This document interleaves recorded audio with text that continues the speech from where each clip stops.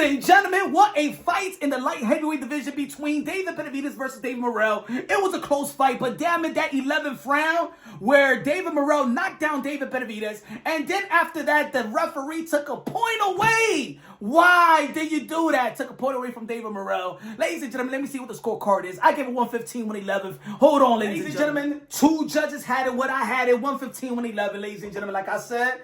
But yo, I think it's going to be a little bit controversial in the end and stuff like that. It was a good close fight.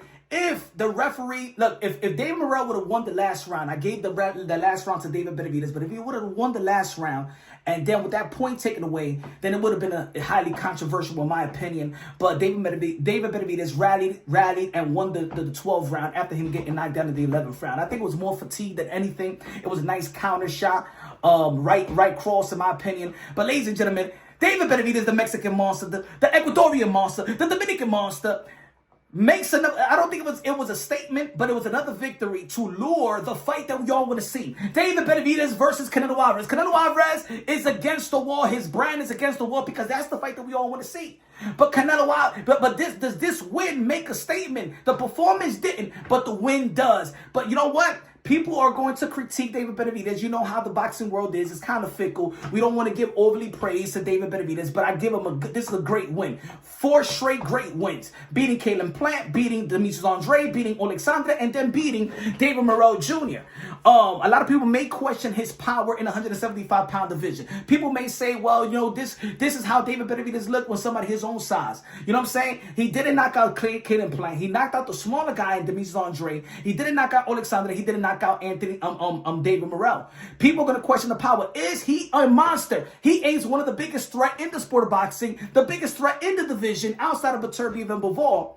But is he a monster? And now the monster is going to be questioned. The name, the monster, is going to be questioned because not looking like a monster. He threw everything in the kitchen sink versus David Morrell. He landed a lot of shots, a lot of uppercuts, a lot of body shots, left hook to the body. But he didn't hurt David Morrell. And he hurt him a little bit, I believe it was the 3rd or 2nd round. But it was David Morrell that knocked down David Benavidez. David Morrell Jr., his stock does not drop. A lot of people may say that, you know what? He was premature to get this type of fight at this stage of his career. But I think he could get better. His stamina could get better. It's his first time in the championship rounds with 12 rounds, and he got a knockdown versus David Benavidez, his 2nd knockdown of his career. Ladies and gentlemen, that's the fight that we all want to see. David Benavidez versus Canelo Alvarez. Of course, he's going to want the winner of Demetrius Bivol and Beterbiev, and rightfully so. He's the mandatory for a Canelo. He's a mandatory for a in the 175-pound division. David Benavidez, sold out crowd out there in Vegas. Let me know what y'all think. David Benavidez versus Canelo Alvarez. We need that fight.